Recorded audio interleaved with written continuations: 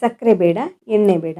ಕೇವಲ 3ರಿಂದ 4 ಸಾಮಗ್ರಿಯಲ್ಲಿ ಮಾಡುವ ತುಂಬಾ ಸುಲಭವಾದ ಸಿಹಿಯನ್ನು ಈ ವಿಡಿಯೋದಲ್ಲಿ ನಾನು ಮಾಡಿ ತೋರಿಸ್ತಾ ಇದ್ದೀನಿ. ಕಡಿಮೆ ಸಮಯದಲ್ಲಿ ಮಾಡುವ ಈ ರೆಸಿಪಿಯನ್ನು ಮಕ್ಕಳು ವಾರದ 7 ದಿನವೂ ಮಾಡಿಕೊಡೋದಕ್ಕೆ ಹೇಳ್ತಾರೆ. ತುಂಬಾ ರುಚಿಯಾಗಿರುತ್ತೆ. ಬನ್ನಿ ಇಡೀ ರೆಸಿಪಿಯನ್ನು ಹೇಗೆ ಮಾಡೋದು ಅಂತ ನೋಡೋಣ. ಹೆಲೋ ಫ್ರೆಂಡ್ಸ್, ನಮಸ್ತೆ. ಶ್ರೀ ಮ್ಯಾಜಿಕ್ ಕಿಚನ್ಗೆ ಸುಸ್ವಾಗತ. ಮೊದಲಿಗೆ ನಾನಿಲ್ಲಿ ಒಂದು ಪಾತ್ರೆಗೆ 1 ಕಪ್ ಆಗೋಷ್ಟು ಬೆಲ್ಲವನ್ನು ಹಾಕ್ಕೊಳ್ತಾ ಇದ್ದೀನಿ. ಬೆಲ್ಲ ಬದಲಿಗೆ ಸಕ್ಕರೆನ ಉಪಯೋಗಿಸ್ಕೊಂಡು ಕೂಡ ಮಾಡ್ಕೊಳ್ಬೋದು. ಬೆಲ್ಲವನ್ನು ಬಳಸ್ಕೊಂಡು ಮಾಡ್ಕೊಳ್ಳೋದ್ರಿಂದ ತುಂಬಾ ಆರೋಗ್ಯಕರವಾಗಿಯೂ ಇರ್ತದೆ. ಬೆಲ್ಲ ಬದಲಿಗೆ ನೀವು ಕಲ್ಸಕ್ಕರೆನ ಬಳಸ್ಕೊಂಡು ಮಾಡ್ತೀರಾದರೂ ಅದು ಕೂಡ ಚೆನ್ನಾಗಿರುತ್ತೆ. ಈಗ ನಾನಿಲ್ಲಿ 1 ಕಪ್ ಬೆಲ್ಲಕ್ಕೆ 2 ಕಪ್ ಆಗೋಷ್ಟು ನೀರನ್ನು ಹಾಕ್ಕೊಂಡು ಬೆಲ್ಲದ ನೀರನ್ನು ರೆಡಿ ಮಾಡ್ಕೊಳ್ತಾ ಇದ್ದೀನಿ. ಪಾಕ ಏನು ಮಾಡ್ಕೊಳ್ಬೇಕಂತೇನಿಲ್ಲ, ಜಸ್ಟ್ ಬೆಲ್ಲವನ್ನು ಕರಗಿಸ್ಕೊಂಡು ಬೆಲ್ಲದ ನೀರನ್ನು ರೆಡಿ ಮಾಡಿಕೊಂಡ್ರೆ ಆಯಿತು. ನೋಡಿದೀಗ ಬೆಲ್ಲ ಚೆನ್ನಾಗಿ ಕರಗಿದೆ. ಬೆಲ್ಲದ ನೀರಿದೀಗ ಚೆನ್ನಾಗಿ ಕುದಿಯೋದಕ್ಕೆ ಸ್ಟಾರ್ಟ್ ಆಗಿದೆ.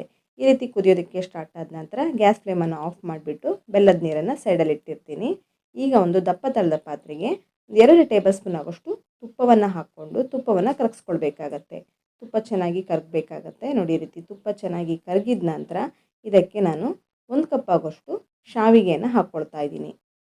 1 ಕಪ್ ಬೆಲ್ಲಕ್ಕೆ 1 ಕಪ್ ಶಾವಿಗೆನ ಹಾಕ್ಕೊಂಡಿದ್ದೀನಿ. ಅಂದರೆ ನೀವು 1:1 ಪ್ರಮಾಣದಲ್ಲಿ ಶಾವಿಗೆ ಹಾಗೆ ಬೆಲ್ಲವನ್ನು ಹಾಕ್ಕೊಳ್ಳಿ. ಇದೇ ಪ್ರಮಾಣದಲ್ಲಿ ಹಾಕ್ಕೊಂಡ್ರೆ ಪರ್ಫೆಕ್ಟಾಗಿ ಸಿಹಿ ಬರುತ್ತೆ. ನಾನಿದೀಗ ಶಾವಿಗೆನ ಹುರ್ಕೊಳ್ತಾ ಇದ್ದೀನಿ. ನಾನಿಲ್ಲಿ ಗೋಧಿ ಶಾವಿಗೆನ ಬಳಸಿರೋದು. ಯಾವುದೇ ಬ್ರ್ಯಾಂಡ್ನ ಶಾವಿಗೆನ ಬಳಸ್ಬೋದು.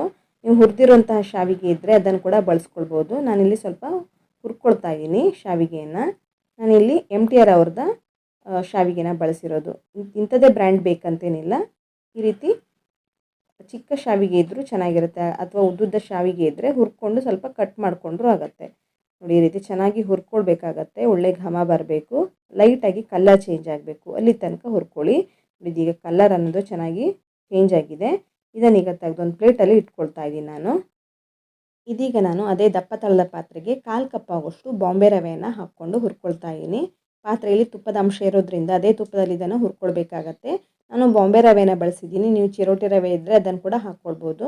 ಹಾಗೆ ಅದೇ ಪಾತ್ರೆಗೆ ತಿರ್ಗಾ 1/4 ಕಪ್ ಆಗೋಷ್ಟು ಕಡಲೆ ಹಿಟ್ಟನ್ನು ಹಾಕ್ಕೊಂಡಿದ್ದೀನಿ. ನಾನು 2 ಮಿಕ್ಸ್ ಮಾಡ್ಕೊಂಡು ಹಾಕ್ಕೊಂಡಿದ್ದೀನಿ, ಬಾಂಬೆ ರವೆ ಹಾಗೆ ಕಡಲೆ ಹಿಟ್ಟನ್ನು. ನೀವು ಬೇಕಾದರೆ ಕಂಪ್ಲೀಟಾಗಿ ಅರ್ಧ ಕಪ್ ಆಗೋಷ್ಟು ಕಡಲೆ ಹಿಟ್ಟನ್ನು ಉಪಯೋಗಿಸ್ಕೊಳ್ಬೋದು, ಅಥವಾ ಅರ್ಧ ಕಪ್ ಆಗೋಷ್ಟು ಬಾಂಬೆ ರವೆನ ಕೂಡ ಬಳಸ್ಕೊಂಡು ಹುರ್ಕೊಳ್ಬೋದು. ನೋಡಿ, ಇದೀಗ ಚೆನ್ನಾಗಿ ಹುರ್ಕೊಳ್ತಾ ಇದ್ದೀನಿ. ಒಳ್ಳೆ ಘಮ ಬರಬೇಕು, ಹಾಗೆ ಲೈಟಾಗಿ ಕಲರ್ ಚೇಂಜ್ ಆಗಬೇಕು. ಲೈಟಾಗಿ ಕಲರ್ ಚೇಂಜ್ ಆಗ್ತಾ ಇದೆ ಅಂದರೆ ಅದರಲ್ಲಿರುವಂತಹ ಹಸಿ ಅಂಶ ಎಲ್ಲ ಹೋಗಿದೆ ಅಂತ. ನೋಡಿದೀಗ ಲೈಟಾಗಿ ಕಲರ್ ಚೇಂಜ್ ಆಗಿದೆ. ಈ ಹಂತದಲ್ಲಿ ನಾನು ಮೊದಲಿಗೆ ಹುರ್ಕೊಂಡಿರುವಂತಹ ಶಾವಿಗೆಯನ್ನು ಇದ್ರ ಜೊತೆಗೇ ಹಾಕ್ಕೊಂಡು ಮಿಕ್ಸ್ ಮಾಡ್ಕೊಳ್ತಾ ಇದ್ದೀನಿ. ನೋಡಿದೀಗ ಚೆನ್ನಾಗಿ ಮಿಕ್ಸ್ ಮಾಡ್ಕೊಳ್ಳಿ. ತುಪ್ಪ ಬೇಕನ್ಸಿದ್ರೆ ಸ್ವಲ್ಪ ಹಾಕ್ಕೊಳ್ಬೋದು, ಹಾಕ್ಕೊಳ್ಳೇಬಾರ್ದು ಅಂತ ಏನಿಲ್ಲ. ನನಗೆ ಹಾಕ್ಕೊಂಡಿರೋ ತುಪ್ಪದಲ್ಲೇ ಇದನ್ನು ಮಾಡ್ಕೊಳ್ತಾ ಇದ್ದೀನಿ. ನೋಡಿ, ಈ ರೀತಿ ಹಾಕ್ಕೊಂಡು ಮಿಕ್ಸ್ ಮಾಡಿಕೊಂಡ್ರೆ ಆಯಿತು. ಮೂರನ್ನು ಚೆನ್ನಾಗಿ ಮಿಕ್ಸ್ ಮಾಡ್ಕೊಳ್ಳಿ. ನಾನಿಲ್ಲಿ ಕಡಲೆ ಹಿಟ್ಟು ಹಾಗೆ ರವೆನ ಬಳಸಿರೋದು ಯಾಕೆ ಅಂದರೆ ಬೈಂಡಿಂಗ್ಗೋಸ್ಕರ. ನೀವು ಕಂಪ್ಲೀಟಾಗಿ ರವೆನೇ ಹಾಕ್ಕೊಂಡು ಮಾಡ್ಕೊಳ್ಬೋದು, ಅಥವಾ ಕಂಪ್ಲೀಟಾಗಿ ಕಡಲೆ ಹಿಟ್ಟನ್ನೇ ಹಾಕ್ಕೊಂಡು ಮಾಡ್ಬೋದು. ನಾನು 2 ಮಿಕ್ಸ್ ಮಾಡ್ಕೊಂಡು ಹಾಕ್ಕೊಂಡಿದ್ದೀನಿ. ಇದ್ರ ಜೊತೆಗೆ ನಾನಿಲ್ಲಿ ಒಂದು 2 ಟೇಬಲ್ ಸ್ಪೂನ್ ಆಗೋಷ್ಟು ಡೆಸಿಕೇಟೆಡ್ ಕೋಕೋನಟ್ ಪೌಡರ್ನ ಹಾಕ್ಕೊಂಡಿದ್ದೀನಿ. ಇದನ್ನು ಹಾಕ್ಕೊಳ್ಳೋದ್ರಿಂದ ತುಂಬಾ ರುಚಿ ಕೊಡುತ್ತೆ ರೆಸಿಪಿಗೆ, ಹಾಗಾಗಿ ಹಾಕ್ಕೊಂಡಿರೋದು. ಇದು completely optional. Desiccated coconut powder ಇದ್ದರೆ ಹಾಕ್ಕೊಳ್ಳಿ, ಇಲ್ಲಾಂದರೆ ಸ್ಕಿಪ್ ಕೂಡ ಮಾಡ್ಕೊಳ್ಬೋದು. ಇದ್ರ ಜೊತೆಗೆ ಸ್ವಲ್ಪ ಡ್ರೈ ಫ್ರೂಟ್ಸನ್ನು ಕೂಡ ಹಾಕ್ಕೊಂಡಿದ್ದೀನಿ. ನಾನು ಬಾದಾಮಿ ಹಾಗೆ ಗೋಡಂಬಿನ ಚಿಕ್ಕದಾಗಿ ಕಟ್ ಮಾಡ್ಕೊಂಡು ಇದ್ರ ಜೊತೆಗೆ ಸೇರಿಸ್ಕೊಂಡು ಇವಾಗ ಇದನ್ನು ಚೆನ್ನಾಗಿ ಮಿಕ್ಸ್ ಮಾಡ್ಕೊಂಡು ನಂತರ ನಾನು ಮೊದಲಿಗೆ ರೆಡಿ ಮಾಡ್ಕೊಂಡು ಇಟ್ಕೊಂಡಿದ್ದೀನಲ್ಲ ಬೆಲ್ಲದ ನೀರನ್ನು, ಇದನ್ನು ಸೋಯಿಸ್ಕೊಂಡು ಹಾಕ್ಕೊಳ್ತಾ ಇದ್ದೀನಿ. ನೋಡಿ, ಇದಕ್ಕೆ ಇದನ್ನು ಸೋಯಿಸ್ಕೊಂಡು ಇದಕ್ಕೆ ಹಾಕ್ಕೊಂಡೆ. ಇದರಲ್ಲಿರುವಂತಹ ಕಸ ಕಡ್ಡಿ ಎಲ್ಲ ಚೆನ್ನಾಗಿ ಫಿಲ್ಟ್ರ್ ಆಯಿತು. ಇವಾಗ ಇದನ್ನು ಚೆನ್ನಾಗಿ ಮಿಕ್ಸ್ ಮಾಡ್ಕೊಳ್ಬೇಕು. ಗ್ಯಾಸ್ ಫ್ಲೇಮನ್ನು ಮಾತ್ರ ನೀವು ಮೀಡಿಯಮ್ ಫ್ಲೇಮಲ್ಲೇ ಇಟ್ಕೊಳ್ಳಿ, ಹೈ ಫ್ಲೇಮಲ್ಲೆಲ್ಲ ಇಟ್ಕೊಂಡು ಮಾಡ್ಕೊಳ್ಳೋದಕ್ಕೆ ಹೋಗಬೇಡಿ. ಗ್ಯಾಸ್ ಫ್ಲೇಮನ್ನು ನೀವು ಮೀಡಿಯಮ್ ಫ್ಲೇಮಲ್ಲೇ ಇಟ್ಕೊಳ್ಬೇಕು ಹುರ್ಕೊಳ್ಳುವಾಗ, ಹಾಗೆ ಇದನ್ನು ಬೇಯಿಸ್ಕೊಳ್ಳುವಾಗಲೂ ಹಾಗೆ. ಇಲ್ಲಾಂದರೆ ಬೇಗ ಕಲರ್ ಚೇಂಜ್ ಆಗಿಬಿಡುತ್ತೆ, ಆದರೆ ಚೆನ್ನಾಗಿ ಹುರಿದಿರಲ್ಲ. ಇವಾಗ ನಾನು ಫ್ಲೇವರ್ಗೋಸ್ಕರ ಏಲಕ್ಕಿ ಪೌಡರ್ನ ಹಾಕ್ಕೊಂಡೆ, ಹಾಗೆ ಕಲರ್ಗೋಸ್ಕರ ಫುಡ್ ಕಲರನ್ನು ಸೇರಿಸ್ಕೊಂಡಿದ್ದೀನಿ. ಫುಡ್ ಕಲರ್ ಹಾಕ್ಕೊಳ್ಳೇಬೇಕಂತೇನಿಲ್ಲ, ನೀವು ಫುಡ್ ಕಲರ್ ಇಲ್ಲದೇ ಇದ್ದರೂ ಕೂಡ ಮಾಡ್ಕೊಳ್ಬೋದು. ನಿಮಗೆ ಫುಡ್ ಕಲರ್ ಹಾಕ್ಕೊಳ್ಳೋದಕ್ಕೆ ಇಷ್ಟ ಇಲ್ಲದಿದ್ದರೆ ಅರಿಶಿಣವನ್ನು ಕೂಡ ಹಾಕ್ಕೊಳ್ಬೋದು. ಇದನ್ನು ಹಾಕ್ಕೊಂಡು ಬೇಯಿಸ್ಕೊಳ್ತಾ ಇದ್ದೀನಿ. ಇದು ಕಂಪ್ಲೀಟಾಗಿ ಗಟ್ಟಿ ಆಗಬೇಕು, ನೀರಿನ ಅಂಶನೆಲ್ಲ ಹೀರ್ಕೊಂಡು ಕಂಪ್ಲೀಟಾಗಿ ಗಟ್ಟಿ ಆಗಬೇಕು. ಮೀಡಿಯಮ್ ಫ್ಲೇಮಲ್ಲೇ ಇದನ್ನು ಬೇಯಿಸ್ಕೊಳ್ತಾ ಇದ್ದೀನಿ. 1:2 ಪ್ರಮಾಣದಲ್ಲೇ ನೀರನ್ನು ಸೇರಿಸ್ಕೊಳ್ಬೇಕು, ಬೆಲ್ಲದ ನೀರನ್ನು. 1 ಕಪ್ ಶಾವಿಗೆಗೆ 2 ಕಪ್ ಆಗೋಷ್ಟು ಬೆಲ್ಲದ ನೀರನ್ನು ಹಾಕ್ಕೊಂಡಿದ್ದೀನಿ. ಇದೇ ಪ್ರಮಾಣದಲ್ಲಿ ನೀವು ಹೆಚ್ಚು ಜಾಸ್ತಿ ಮಾಡ್ತಾಯಿದ್ರೂ ಕೂಡ ಹಾಕ್ಕೊಳ್ಬೇಕಾಗತ್ತೆ. ನಾನಿಲ್ಲಿ ಸ್ವಲ್ಪ ಕೋಕೋನಟ್ ಪೌಡರ್ನ ಇನ್ನೂ ಹಾಕ್ಕೊಳ್ತಾ ಇದ್ದೀನಿ, ಯಾಕೆ ಅಂದರೆ ತುಂಬಾ ರುಚಿ ಕೊಡುತ್ತೆ. ನಿಮಗೆ ಹಾಕ್ಕೊಳ್ಳೋದಕ್ಕೆ ಇಷ್ಟ ಇಲ್ಲದಿದ್ದರೆ ಸ್ಕಿಪ್ ಕೂಡ ಮಾಡ್ಕೊಳ್ಬೋದು. ಇನ್ನೂ ಸ್ವಲ್ಪ ಡ್ರೈ ಫ್ರೂಟ್ಸ್ ಪೌಡ್ರನ್ನ ಕೂಡ ಸೇರಿಸ್ಕೊಳ್ಬೋದು. ನೋಡಿ ಇದೀಗ ನಾನು ಇದನ್ನು ಮಿಕ್ಸ್ ಮಾಡಿಕೊಂಡು ಗಟ್ಟಿ ಮಾಡ್ಕೊಳ್ತಾ ಇದ್ದೀನಿ. ಗಟ್ಟಿ ಮಾಡಿಕೊಂಡ್ರೆ ಮಾತ್ರ ಪರ್ಫೆಕ್ಟಾಗಿ ಮಾಡ್ಕೊಳ್ಳೋದಕ್ಕಾಗೋದು. ಬರ್ಫಿ ಟೆಕ್ಸ್ಚರಲ್ಲಿ ಇದನ್ನು ಮಾಡ್ಕೊಳ್ತಾ ಇರೋದ್ರಿಂದ ಕಂಪ್ಲೀಟಾಗಿ ಗಟ್ಟಿ ಮಾಡ್ಕೊಳ್ಬೇಕಾಗತ್ತೆ. ನೀವು ಹಾಗೆ ಇದನ್ನು ತಿಂತೀರಾದರೆ ಚೆನ್ನಾಗಿ ಬೆಂದ ನಂತರ ಇದನ್ನು ಸರ್ವ್ ಮಾಡ್ಬೋದು, ಅದು ಕೂಡ ಪರವಾಗಿಲ್ಲ. ಬಿಸಿ ಬಿಸಿ ಇರುವಾಗಲೇ ತಿಂತೀರಾದರೆ ನಾನು ಇದನ್ನು ಕಂಪ್ಲೀಟಾಗಿ ಗಟ್ಟಿ ಮಾಡಿಕೊಂಡು ಬರ್ಫಿ ರೀತಿ ಇದನ್ನು ಸರ್ವ್ ಮಾಡ್ತಾಯಿದ್ದೀನಿ. ಹಾಗಾಗಿ ಇದನ್ನು ಕಂಪ್ಲೀಟಾಗಿ ಗಟ್ಟಿ ಮಾಡ್ಕೊಳ್ಳೋದಕ್ಕೆ ಇಡ್ತಾಯಿದ್ದೀನಿ. ತುಪ್ಪ ಬೇಕನ್ಸಿದ್ರೆ ಪಾತ್ರದ ತಳವನ್ನು ಅಂಟ್ಕೊಳ್ತಾ ಇದ್ದರೆ ಇನ್ನೊಂದು ಸ್ವಲ್ಪ ತುಪ್ಪವನ್ನು ಸೇರಿಸ್ಕೊಳ್ಬೋದು. ಇದೀಗ ಕಂಪ್ಲೀಟಾಗಿ ಗಟ್ಟಿಯಾಗಿದೆ, ಈ ರೀತಿ ಗಟ್ಟಿಯಾಗಿದೆ. ಇವಾಗ ನಾನು ಗ್ಯಾಸ್ ಫ್ಲೇಮನ್ನು ಆಫ್ ಮಾಡಿಕೊಂಡು ಒಂದು ಪಾತ್ರೆಗೆ ತುಪ್ಪವನ್ನು ಸವರ್ಕೊಳ್ತಾ ಇದ್ದೀನಿ. ನೀವು ಬಟ್ಲಿದ್ರೆ ಅದಕ್ಕೆ ಕೂಡ ತುಪ್ಪವನ್ನು ಸವರಿ ಇದನ್ನು ಹಾಕ್ಕೊಳ್ಬೋದು, ಅಥವಾ ಈ ರೀತಿ ಕೇಕ್ ಟಿನ್ ಇದ್ದರೆ ಅದನ್ನು ಕೂಡ ಉಪಯೋಗಿಸ್ಕೊಳ್ಬೋದು. ಈ ರೀತಿ ತುಪ್ಪ ಸವರ್ಕೊಂಡು ಇದಕ್ಕೆ ನಾನು ಸ್ವಲ್ಪ ಡ್ರೈ ಫ್ರೂಟ್ಸನ್ನು ಕೂಡ ಹಾಕ್ಕೊಳ್ತಾ ಇದ್ದೀನಿ.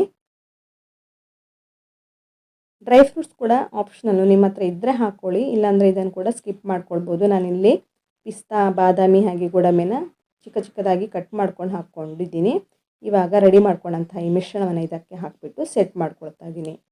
ಇದೀಗ ಚೆನ್ನಾಗಿ ಸೆಟ್ ಮಾಡ್ಕೊಂಡಿದ್ದೀನಿ.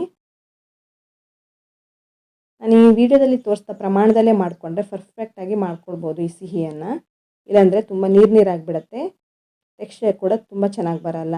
ನೋಡಿ ಇದೀಗ ಲೆವೆಲ್ ಮಾಡ್ಕೊಳ್ತಾ ಇದ್ದೀನಿ. ಈ ರೀತಿ ಲೆವೆಲ್ ಮಾಡಿಕೊಂಡು ಇದು ಬಿಸಿ ಇರೋದ್ರಿಂದ ಕಂಪ್ಲೀಟಾಗಿ ತಣ್ಣಗಾಗೋದಕ್ಕೆ ಇಡ್ತಾಯಿದ್ದೀನಿ. ಒಂದು ಅರ್ಧ ಗಂಟೆಯಿಂದ ಮುಕ್ಕಾಲು ಗಂಟೆ ತನಕ ಇದನ್ನು ತಣ್ಣಗಾಗೋದಕ್ಕೆ ಇಡಬೇಕಾಗತ್ತೆ.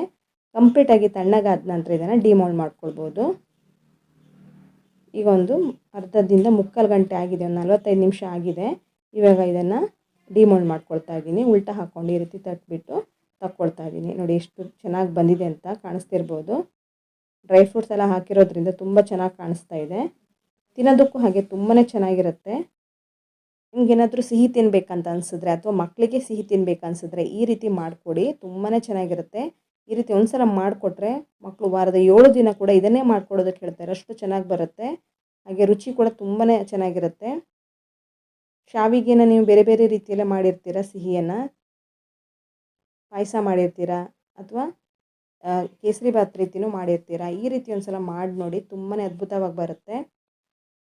ಮನೆಗೆ ಗೆಸ್ಟ್ ಬಂದಾಗ ಕೂಡ ಈ ರೀತಿ ಮಾಡಿ ಸರ್ವ್ ಮಾಡ್ಬೋದು. ಈ ರೆಸಿಪಿನ ಒಂದು ಸಲ ಮನೇಲಿ ಟ್ರೈ ಮಾಡಿ ಹೇಗೆ ಬಂತು ಅಂತ ಕಮೆಂಟ್ ಸೆಕ್ಷನಲ್ಲಿ ತಪ್ಪದೆ ಕಮೆಂಟ್ ಮಾಡಿ. ಹಾಗೆ ನೀವು ಎಲ್ಲಿಂದ ಕಮೆಂಟ್ ಮಾಡ್ತಿದ್ದಾರೆ ಅಂತಲೂ ಮೆನ್ಷನ್ ಮಾಡಿ. ನೋಡಿ ಇದೀಗ ಒಂದು ಪೀಸನ್ನು ತೋರಿಸ್ತಾ ಇದ್ದೀನಿ, ಇದನ್ನು ಕಟ್ ಮಾಡಿ ತೋರಿಸ್ತೀನಿ ಯಾವ ರೀತಿ ಬಂದಿದೆ ಅಂತ ನೀವೇ ನೋಡ್ಬೋದು. ನೋಡಿ ಫ್ರೆಂಡ್ಸ್, ನಾನು ಹಲವಾರು ರೀತಿಯ ರೆಸಿಪಿಗಳನ್ನೆಲ್ಲ ಈ ಚಾನಲಲ್ಲಿ ಶೇರ್ ಮಾಡ್ತಾನೆ ಇರ್ತೀನಿ.